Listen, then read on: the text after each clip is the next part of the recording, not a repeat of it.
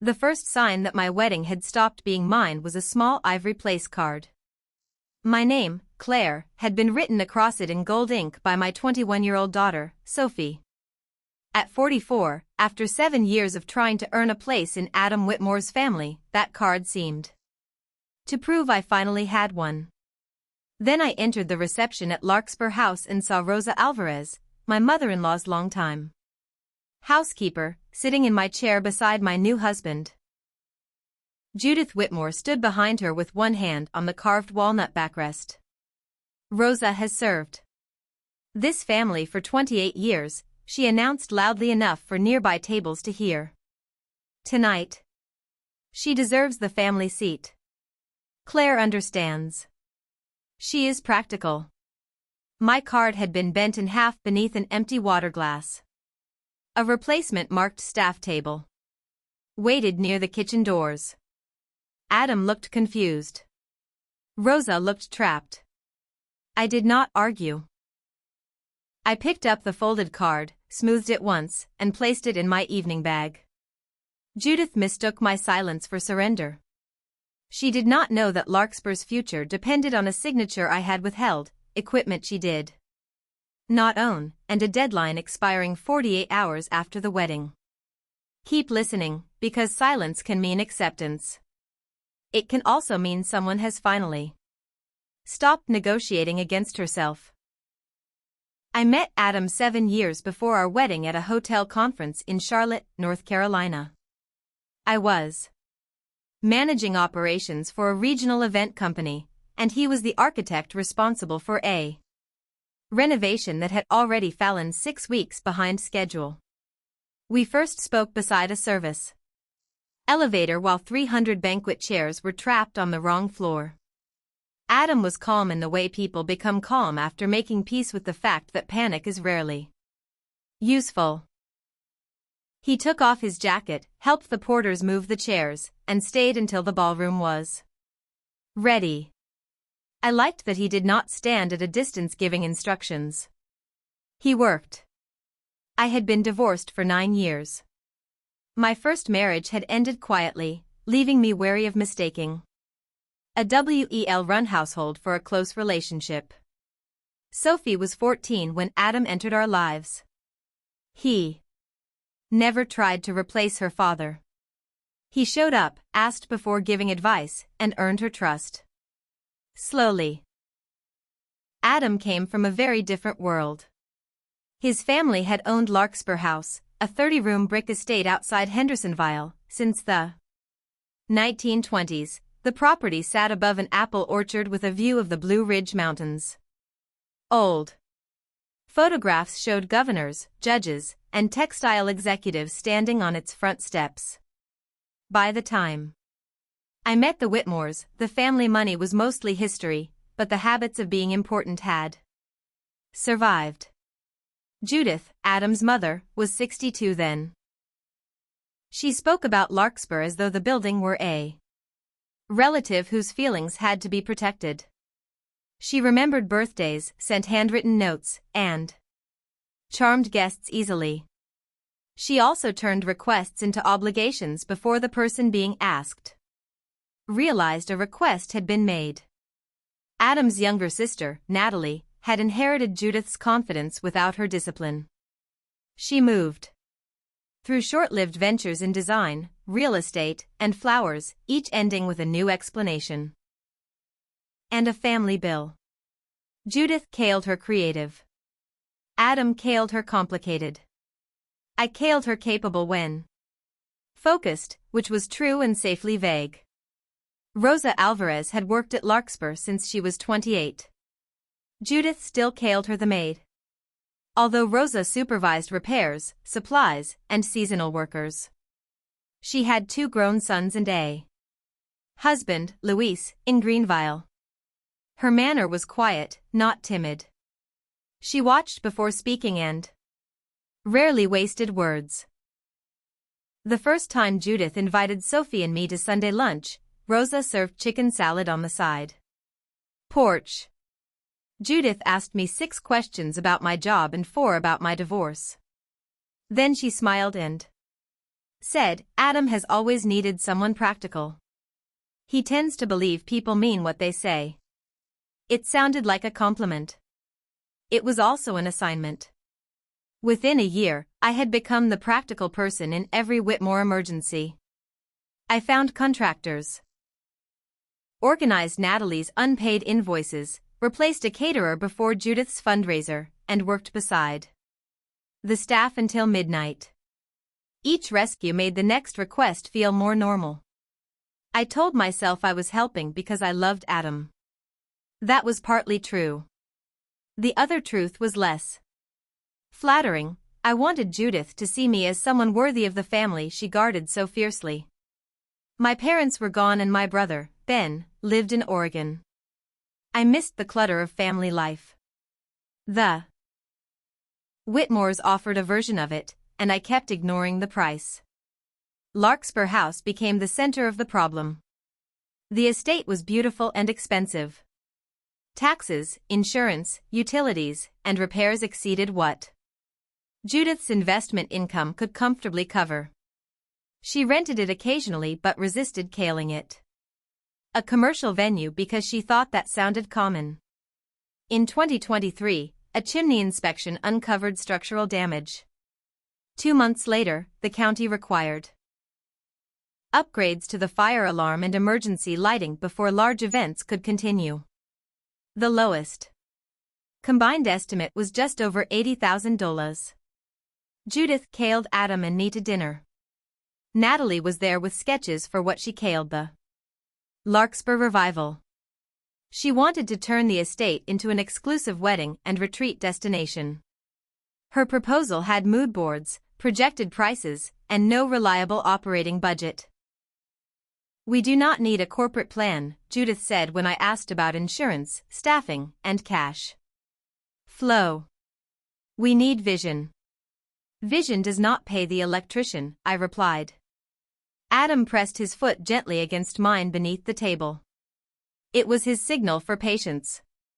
I reviewed the numbers anyway. The property could support limited events if the family treated it as a business. It needed separate accounts, written vendor contracts, proper liquor and liability coverage, and a realistic calendar. It also needed capital. Judith could qualify for a loan, but the interest rate was high and the bank wanted more documentation than she was willing to provide. Adam offered $20,000. Natalie offered to manage social media. I had savings from the sale of a small rental property and access to equipment through my event company, Mercer Event Services, which I had started after leaving hotel management. I made the decision that later embarrassed me more than the wedding seat ever could. I loaned Judith $74,000. I was not careless enough to hand her an undocumented check.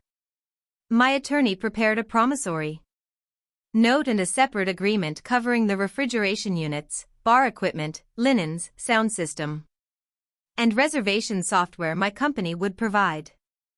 The equipment, website, database, vendor accounts, and operating templates remained the property of Mercer Event Services. Judith signed both agreements. Adam witnessed them.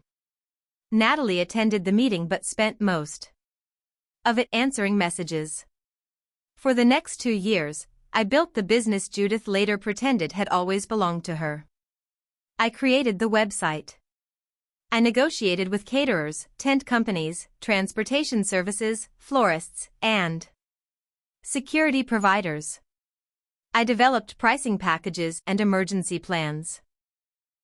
I trained Rosa on the reservation calendar because she was the only person at Larkspur who consistently completed what she started.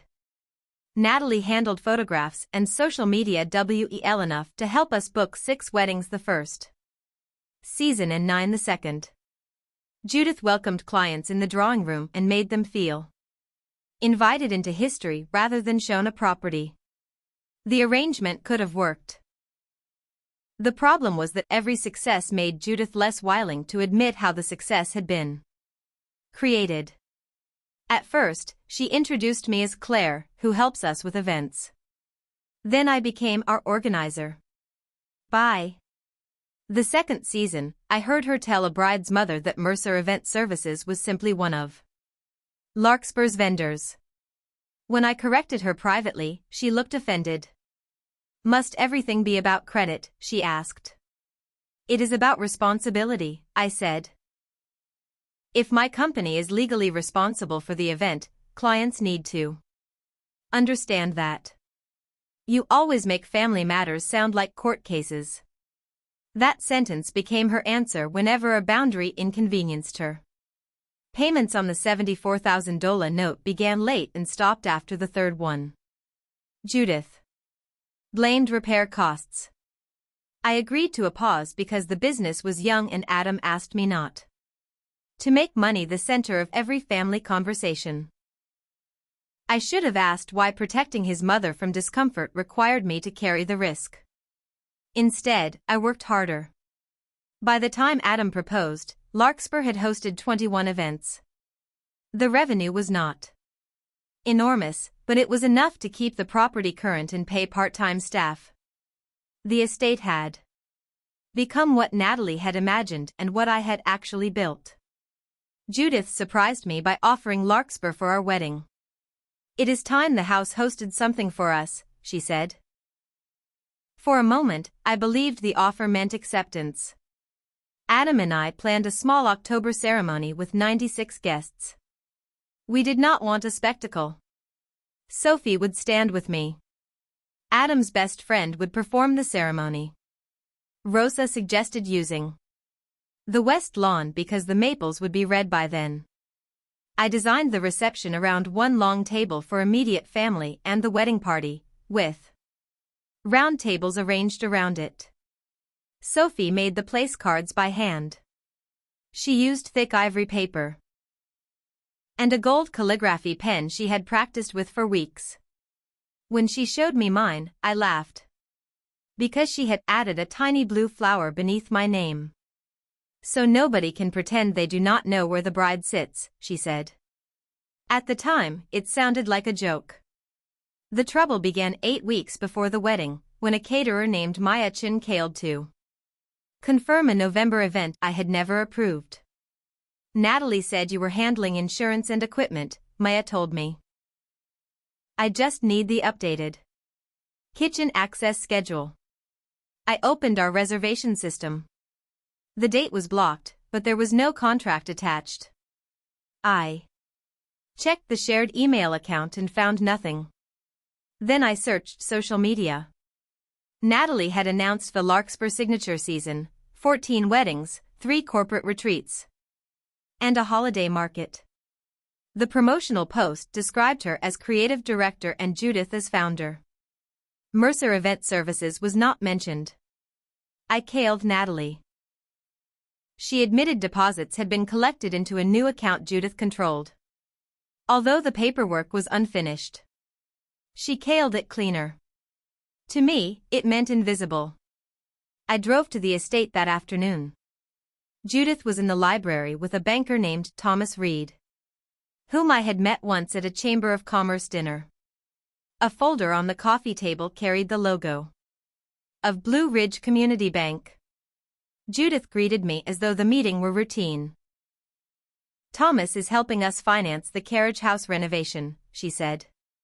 Natalie needs offices if she is going to lead the next phase. What next phase? Thomas closed the folder.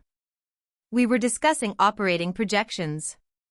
Mrs. Whitmore indicated your company would remain the exclusive manager for at least 5 years. I looked at Judith. She did not look away. Claire is family, she said. Continuity is not a concern. I asked Thomas to send any documents that referred to my company directly to me. He agreed. Immediately. Judith waited until he had left before speaking. You embarrassed me. You told a bank my company had made a 5-year commitment. I have not made that commitment. You are marrying my son in 8 weeks. Are you planning to disappear? Marriage is not a business guarantee. Natalie entered from the terrace carrying fabric samples. Can we not turn everything into a crisis? The bank needs confidence. Confidence based on what? Based on the fact that you always handle things, she said. There it was. The role I had trained them to expect. I asked for the booking records and the deposit total. Natalie guessed around $40,000. Neither woman answered when I asked whether clients had signed contracts naming Mercer as operator. The next morning, Thomas sent the preliminary package for a $310,000 loan. I was not listed as a borrower, but the projections assumed 5 years of income under my pricing model and described Mercer as the contracted operator providing equipment, staffing, systems, and liability administration. No contract existed. The package also included an old certificate of insurance from my company. It had expired 4 months earlier. That mattered more than the insult.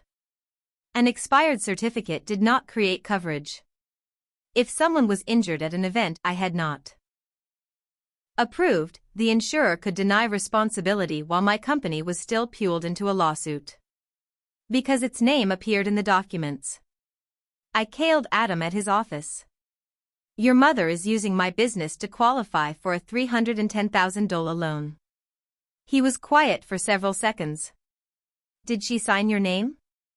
No. But she represented that I had committed for 5 years. That is not good. It is more than not good. I know. Let me talk to her. That was Adam's instinct whenever his family crossed a line. He wanted to translate the problem into language his mother could hear. Sometimes that helped.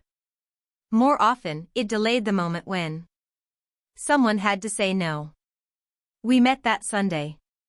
My proposed agreement gave Mercer a 15% management fee, required a separate deposit account and venue insurance, leased my equipment below market, resumed loan payments, and limited Natalie's authority to design and marketing. Alternatively, I offered a 60-day transfer to another operator if they returned my equipment, stopped using my documents, and began repaying the note. It was the kind of choice I would have given any client: formalize the relationship or end it responsibly. Judith read the first 2 pages and placed them on the table. 15% of our own house. 15% for management, staff coordination, contracts, compliance, and equipment systems. You are charging your future family to attend its own inheritance. This is a business, Judith. You made it one when you accepted deposits. Natalie leaned back in her chair. You built a website and made some spreadsheets. Let us not pretend you created Larkspur. Rosa was carrying coffee into the room. Her hands slowed, but she said nothing. Adam asked his mother to consider the liability. Judith said the family had hosted people for a century, without needing my lectures. Then she turned to me. Are you threatening to withdraw from your own wedding venue? I am asking you to stop using my company without an agreement. The wedding is separate. Nothing is separate once you join a family. That sentence sounded warm until I understood what she meant. In Judith's version of family, boundaries disappeared only in the direction that benefited her. She refused both options. 2 days later, I received a message from a bride named Emily Vargas, thanking me for personally guaranteeing that Larkspur would provide a backup indoor ceremony space if it rained. I had never spoken to Emily. When I called Natalie, she said, Mother told her you would make it work. You always do. I told her no new promises could be made in my name. She sighed. Can we survive the wedding before you stage a corporate takeover? The phrase was so unreasonable that I almost laughed. I was not trying to take anything. I was trying to stop them from taking the legal identity of my business. I sent Judith and Natalie a written notice. They had 10 business days to choose one of the two proposals. If they did neither, Mercer Event Services would stop providing management, equipment, software access, insurance administration, and vendor credit after our wedding weekend. The timing was not revenge. Our wedding was the last event I had personally approved, and I did not want clients caught in the middle without warning. Judith did not respond. Instead, she began changing the wedding. Judith added entrance flowers, Natalie increased the guest count by 16, and a rental company cailed about a stage I had not ordered. They cailed each change a family contribution while more money moved through accounts I could not see. Then Sophie found the seating chart.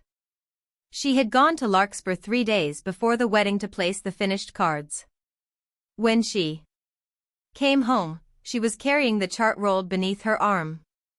Sophie unrolled the chart across my kitchen island.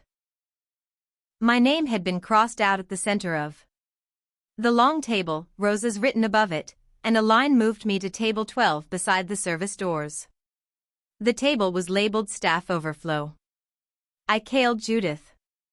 Judith claimed Rosa deserved a visible place after years of service. I told her to give Rosa her own chair rather than move the bride away from her husband. Judith cailed me childish and insisted Rosa was grateful. After the cow, I drove to the estate and found Rosa polishing glassware in the butler's pantry. "Did Judith ask you to sit beside Adam?" I asked. Rosa put down the cloth. "She told me." "She did not ask. Do you want that seat?" "No. I want dinner with Luis." "Then why did she do it?" Rosa looked toward the closed pantry door. "Mrs. Whitmore said people should understand who belongs to the house and who works for it." I did not know what she meant until I saw the chart. I understood. Judith was not honoring Rosa. She was using Rosa's years of service to define me publicly. She wanted guests, bank representatives, future clients, and family friends to see Natalie at the center of Larkspur and me near the kitchen. If I objected, I would appear jealous of a hard-working woman. If I accepted it, Judith could point to the wedding as proof that I had accepted my place. It was elegant in the ugliest possible way. I told Rosa to sit with her family. I restored the original chart and replaced it in the dining room. The next morning, the chart had been changed again.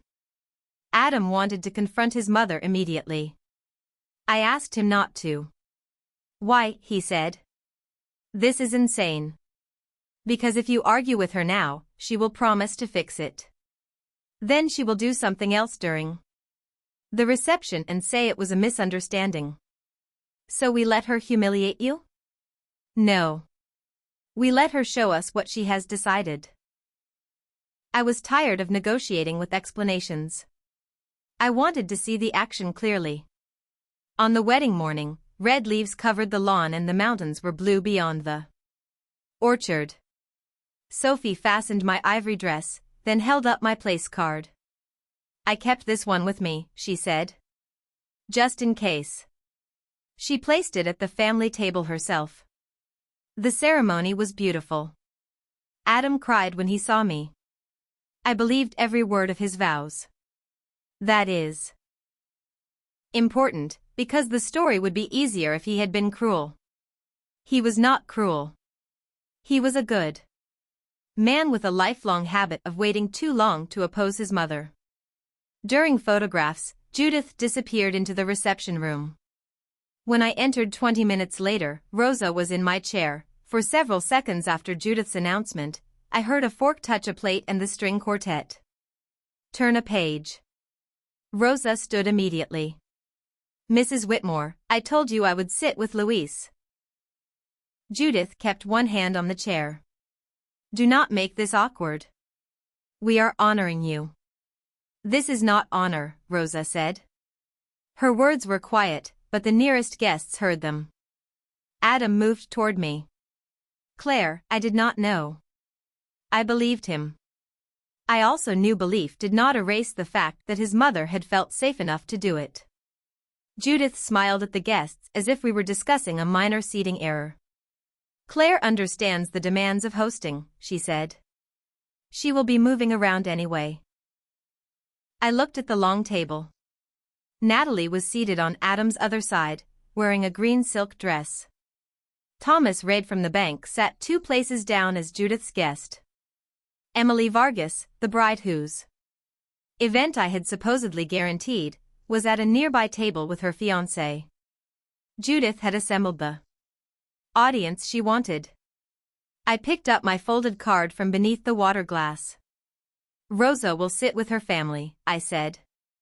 Adam and I will have dinner at table 12. Adam looked startled. Judith looked relieved for half a second because she thought I had yielded. Then I took Adam's hand and walked with him to the table beside the kitchen. Sophie joined us without being asked. Adam's best friend moved his chair over. Within 5 minutes, 2 cousins and an elderly aunt had carried their place settings to our table. The movement was not dramatic. No one made a speech. That made it more powerful. Judith remained at the center of the long table beside an empty chair. Dinner continued. I smiled for photographs. I danced with Adam. I thanked the catering staff. I did not mention the business deadline, the loan, or the seating chart. I would not use my wedding guests as weapons in a family dispute. Judith interpreted my composure as defeat. Near the end of dinner, she stood to make a toast. She welcomed me to the family, praised Adam's patience, and spoke about Larkspur entering a new generation.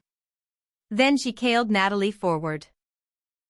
This house has survived because each generation understood its duty, she said. Natalie will now lead Larkspur's events program as executive director. We already have a remarkable season ahead. Applause began because guests did not know what else to do. Natalie announced a carriage house renovation with new offices, a bridal suite, and a culinary studio. Thomas Reid smiled politely but did not clap for long. Then Natalie said, and of course Claire will continue supporting operations, just as she always has. Every word had been chosen to make my labor sound voluntary and permanent. I raised my glass but did not drink. Across the room, Rosa met my eyes. She gave the smallest shake of her head. The next detail came after the cake was cut. Maya pulled me aside near the service hall. Natalie had asked her to sign a preferred vendor agreement paying Larkspur a 12% commission and claimed Mercer had approved it. Maya had refused. She handed me a copy. The footer contained my company's old office address and a template number from documents I had created 2 years earlier. That did not prove forgery. It proved unauthorized use of my materials. A few minutes later, Thomas Reid approached Adam and me. Congratulations, he said. Then he lowered his voice. Claire, I want to clarify that the bank has not approved the Larkspur loan. There are outstanding questions about operating authority. Thank you for telling me. Judith seems confident those questions will be resolved Monday. They may be resolved, I said. Not in the way she expects. Thomas studied my face, then nodded once. The wedding ended shortly before midnight. After the last guests left, Rosa found me in the library. She was still wearing the navy dress she had chosen for dinner, not her work uniform. I am sorry, she said. You did nothing wrong. I should have refused before people came in. Judith put you in a position where refusing publicly would embarrass you. That was the point. Rosa reached into her handbag and removed a sealed white envelope. She told me to throw these away Thursday. I did not. I thought they might belong to you. Inside were printed emails, draft contracts, and an equipment inventory. I did not read them at the Wedding. I placed the envelope in my bag beside the folded place card. At home the next morning, I spread everything across the dining table. The equipment inventory listed $31,600 in items owned by Mercer. Event services. Beside each item, Natalie had changed the ownership column from Mercer to Larkspur. At the bottom was a draft certification stating that the property was free of outside claims and available as collateral for the bank loan. The certification was unsigned. That mattered. An unsigned draft is not proof of fraud. It is evidence of intention only when supported by other actions. The emails supplied that support. In one message, Natalie asked Judith whether the bank would verify ownership of the portable refrigeration units and sound equipment. Judith replied, "By closing, Claire will be family and the distinction will be academic. Do not create questions that do not need to exist." In another, Judith told Natalie to continue using the old insurance certificate until I stopped making a performance of the paperwork. A third email discussed the seating plan. Natalie had written, "Are you sure about putting Rosa there? Claire will know it is deliberate." Judith replied, "That is precisely why it must happen before the season announcement. If Claire creates a scene, she proves she cannot represent Larkspur. If she accepts it, everyone understands the structure." I read that message twice. The chair had not been an impulsive insult. It was part of a business strategy. Judith wanted to convert my silence into public consent. Sophie came downstairs, saw the papers, and asked whether I was leaving Adam. I said I did not. No, only that I could not keep living this way. She reminded me that Adam had moved to table 12 but had not stopped his mother before the humiliation. "You always tell me being kind is not the same as being available for damage," she said. I had given her advice I had not followed. Adam returned from Larkspur an hour later. He had stayed to help the cleanup crew. I showed him the emails. He read them standing at the kitchen counter. When he reached the message about the chair, he sat down. "I am sorry," he said. "I know. I should have handled this months ago." "Yes." He flinched, but I was finished cushioning facts to protect him from guilt. "What do you want me to do?" he asked. "I want you to decide what you will do without making me design it for you." That was harder for both of us than a list would have been. I audited the records. 12 future events had paid $52,400 in deposits, with about $186,000 still due. Several couples believed Mercer was managing them. Contracts promised my equipment and copied my cancellation language, although my insurer had approved none of them. The numbers revealed the real risk. Judith and Natalie had accepted obligations using assets they did not own and systems they did not control. If I rescued them again, the events might proceed and clients might never know. Larkspur would survive. Judith would call the crisis a misunderstanding. Natalie would become executive director. The bank might approve the loan. And my role would become permanent. I would be responsible enough to carry the liability, but not important enough to keep my seat. By Monday morning, the deadline in my notice had 48 hours remaining. I met with Dana Brooks, the attorney who had prepared the original agreements. Direct and unimpressed by family mythology, she separated what I knew from what I feared. The signed promissory note was valid. Judith had missed scheduled payments for 4 months after the temporary pause ended. The equipment agreement clearly identified the assets Mercer event services owned. The software licenses, website domain, booking database, and vendor accounts were also in my company's name. Judith owned Larkspur House. She did not own the business system operating inside it. Dana required proper notice and documentation. We updated the inventory, arranged neutral collection if Judith refused, notified the insurer, and drafted factual letters explaining to clients that Mercer had not approved their contracts. This was not a cancellation campaign. I had no authority to cancel contracts between Judith and her clients. I could only state what my company would and would not provide. That distinction mattered morally as much as legally. I did not want 12 couples to lose their weddings because my mother-in-law had humiliated me. I wanted them to receive accurate information before they lost more money. I called Judith and asked for a meeting that afternoon. She agreed only after Adam told her he would attend. We met in the library. The long family table from the reception had already been removed, but one carved chair remained near the fireplace. It was the chair Rosa had been placed in.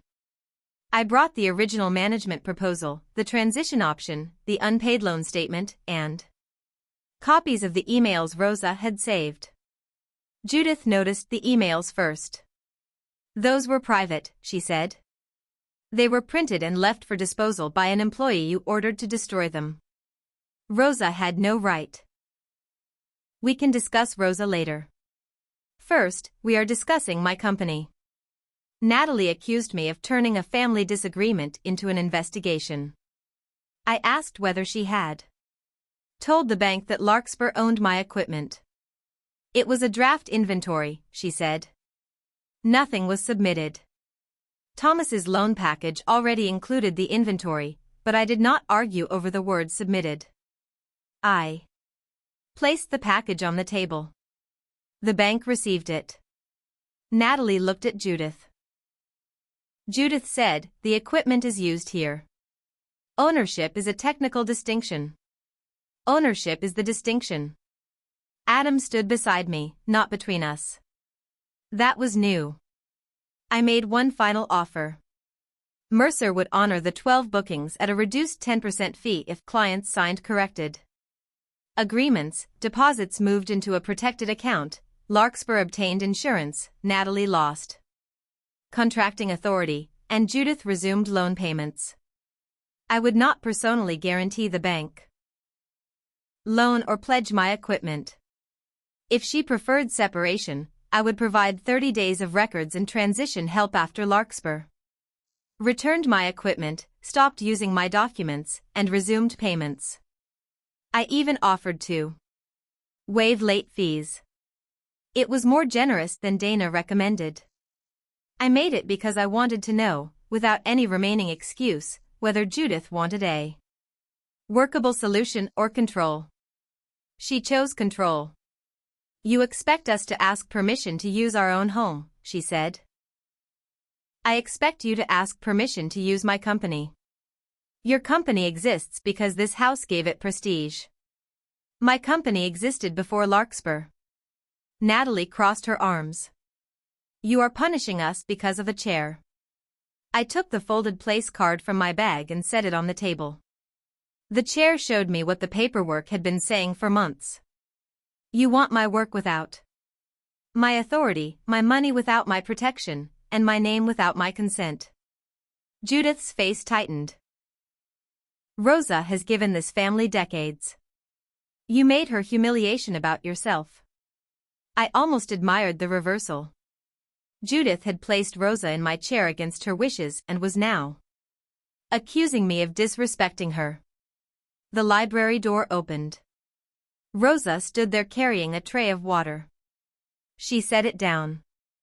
"Mrs. Whitmore," she said, "please stop using my name for what you did." Judith stared at her. Rosa continued. "You told me Claire needed to learn that she was not in charge. You told me to sit there even when I said no. I will not be the reason you give." Not one raised voice. Not one dramatic accusation. Just a woman refusing to be used as evidence against someone else. Judith dismissed her for the day.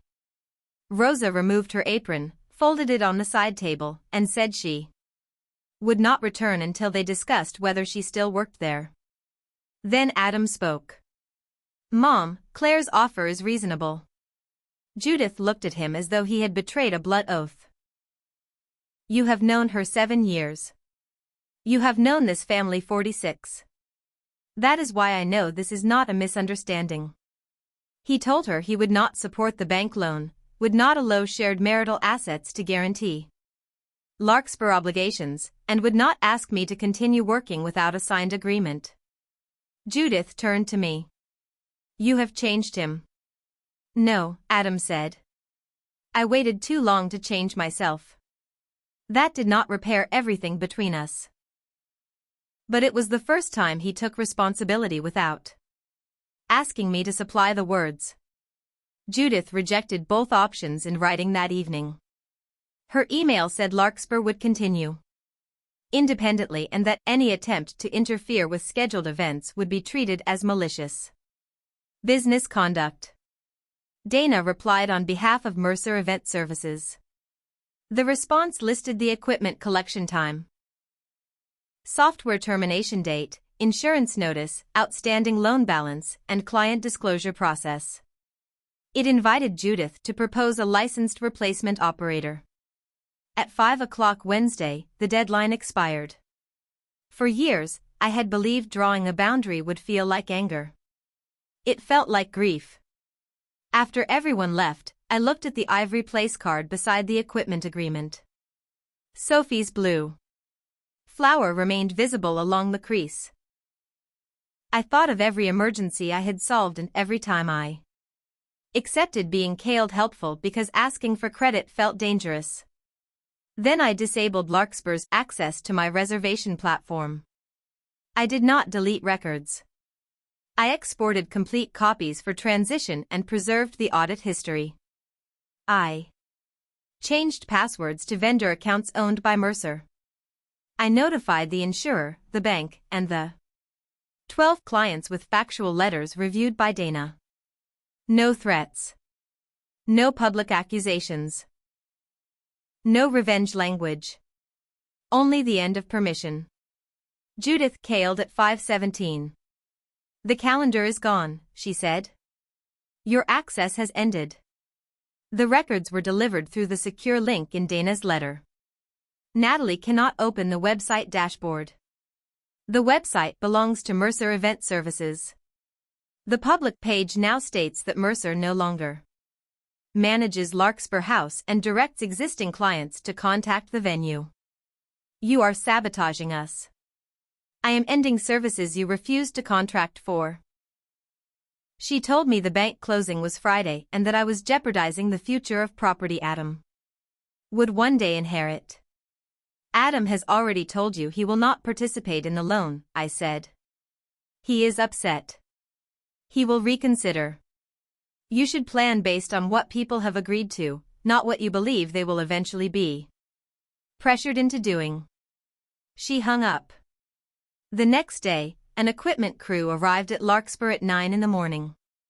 Dana had advised me to be present with a detailed inventory and a photographer. I did not enjoy walking through the estate with labels and serial numbers, but I knew Judith would later describe ordinary collection as theft if the process were not documented.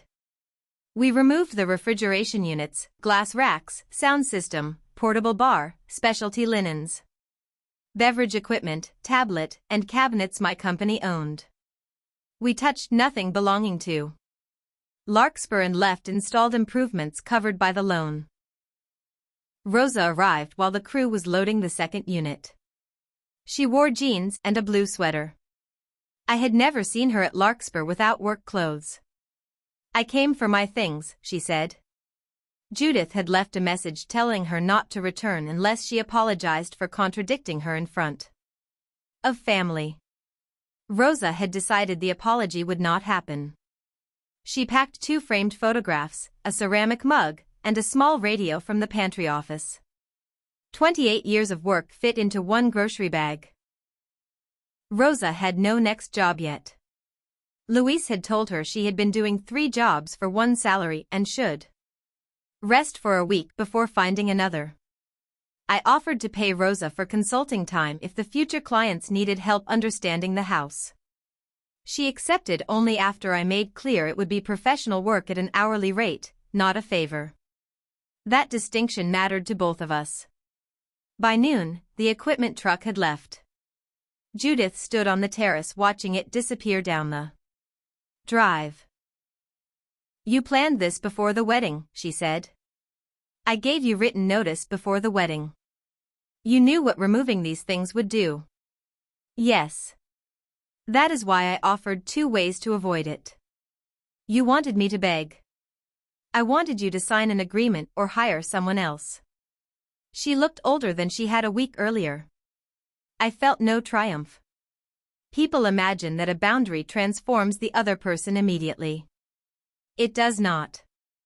It only changes what they can continue doing through you. The first client called that afternoon. Emily Vargas was angry and frightened. She had paid Larkspur a $7,000 deposit and had been told my company guaranteed operations. Her wedding was 9 weeks away. I explained that Mercer had not received her money and had not signed her contract.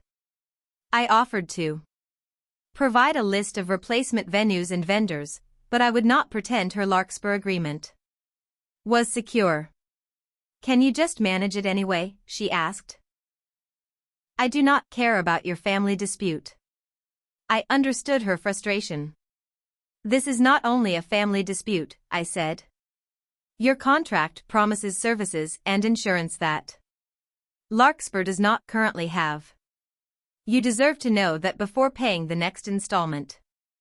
Emily later moved her wedding to a vineyard near Asheville. She lost part of her deposit, though. Judith eventually repaid it over several months. Not every client was able to move. 4 chose to remain at Larkspur after Judith hired a temporary coordinator. 3 postponed. 5 relocated. The disruption hurt innocent people. I have never pretended otherwise. But continuing the deception would also have hurt them, perhaps later and more severely. Adam moved into the guest room that week. We were not separated exactly, but we were no longer pretending the wedding had erased the problem between us. He apologized repeatedly.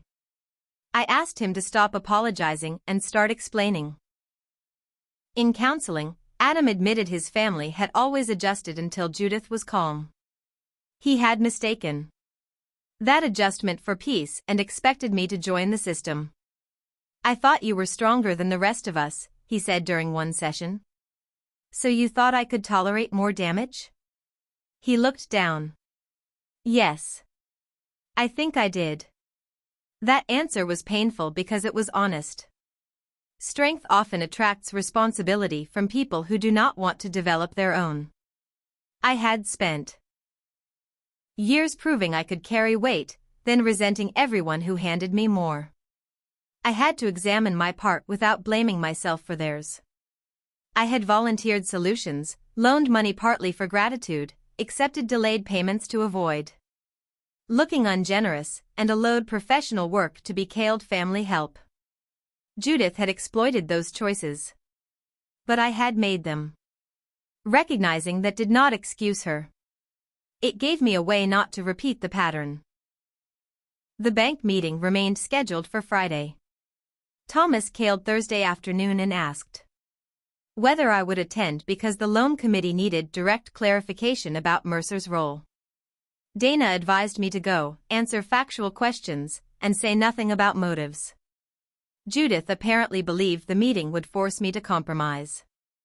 She told Adam that once bank executives explained the consequences, I would understand that family pride had to be set aside.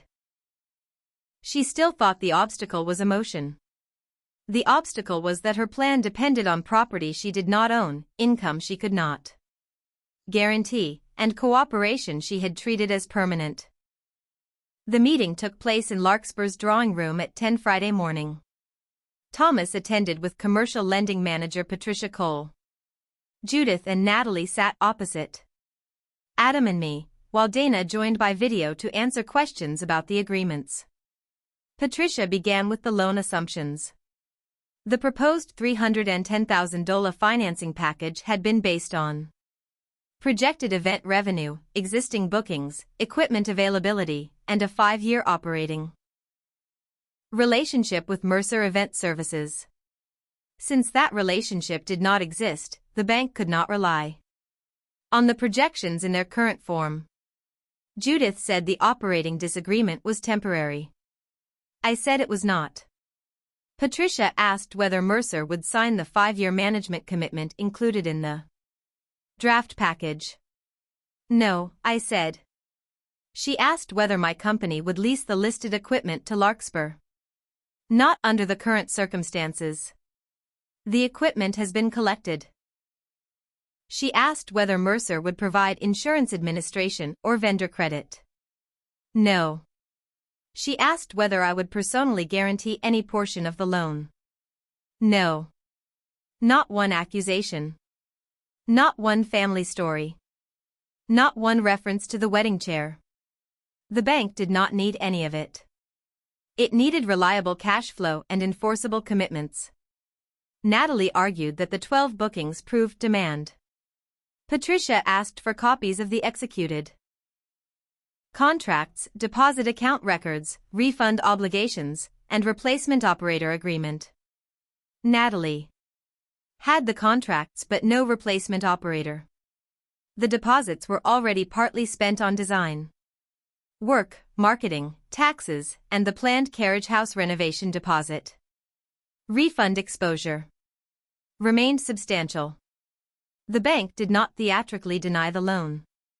Patricia suspended underwriting until Larkspur produced revised financials, independent insurance, verified equipment ownership, and a qualified operating plan.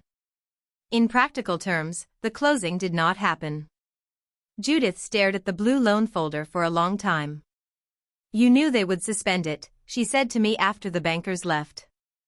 I knew they would not finance assumptions I had not agreed to. You could have signed and protected the house. I could have signed and accepted 5 years of liability for a business you refused to let me manage. You would have benefited. This will belong to Adam someday. Adam answered before I could. Maybe it should not. Judith looked at him sharply. He continued. Larkspur cannot remain a family inheritance if keeping it requires other people to surrender their money and authority. For the first time, the estate itself was questioned. Judith had always treated saving Larkspur as a moral duty. No one asked whether the building was consuming the family it was supposed to represent. Natalie began to cry. Not dramatically. She looked exhausted. I thought the loan fixed everything, she said. It moved the bills, I replied. It did not fix the operating problem. She admitted she had committed nearly $18,000 to carriage house design and construction deposits. She had expected the bank funds to reimburse the account. Judith had approved the spending because she believed closing was certain. That was the consequence Judith truly had not seen coming. She had assumed my participation was not a decision. It was an environmental condition, like electricity or water. She believed I might complain, but eventually I would provide what the family needed because I always had. The missing signature was not a technical delay. It was the first time the system had to function without my automatic rescue. Over the next 6 weeks, consequences arrived in ordinary envelopes. The carriage house contractor retained part of the deposit for design work and released the rest only after negotiation. Judith sold a parcel of orchard land to cover refunds and overdue property taxes. The price was lower than she wanted because the sale had to happen quickly. Larkspur reduced its event calendar to 4 smaller gatherings that could be managed with rented equipment and a local Coordinator. Natalie resigned as executive director before the position had formally begun. She blamed me in messages to several relatives, saying I had destroyed a family business over a seething insult. Some believed her. Others had watched enough of the wedding to question the story. Rosa did not return to Larkspur. She consulted for 2 of the clients who stayed, then accepted a facilities position at a private school in Greenville. The school paid more and provided health insurance. She told me the work was less elegant and more honest. Judith sent the first resumed loan payment 3 weeks after the bank meeting. It arrived without a note. She continued paying, sometimes a few days late, but she paid. Adam and I remained in counseling. He moved back into our room after a month, not because everything was resolved, but because he had begun doing the work without waiting for me to direct it. He set boundaries with Judith. He stopped taking calories in which she insulted me. He corrected relatives who repeated Natalie's version. He also accepted that I might never feel safe at Larkspur again. Our marriage survived, but the wedding did not become a story we laughed about. There are injuries that heal into wisdom and injuries that remain tender because they exposed something true. Mine did both. 2 months after the wedding, Judith asked Adam and me to dinner. I almost refused. Adam said he would support either decision. That mattered more than the invitation. We went. The long table had been replaced by a smaller round one in the breakfast room. Judith set 4 places for herself, Natalie, Adam, and me. Rosa was gone, and Sophie chose to stay home. My name appeared on a plain white card.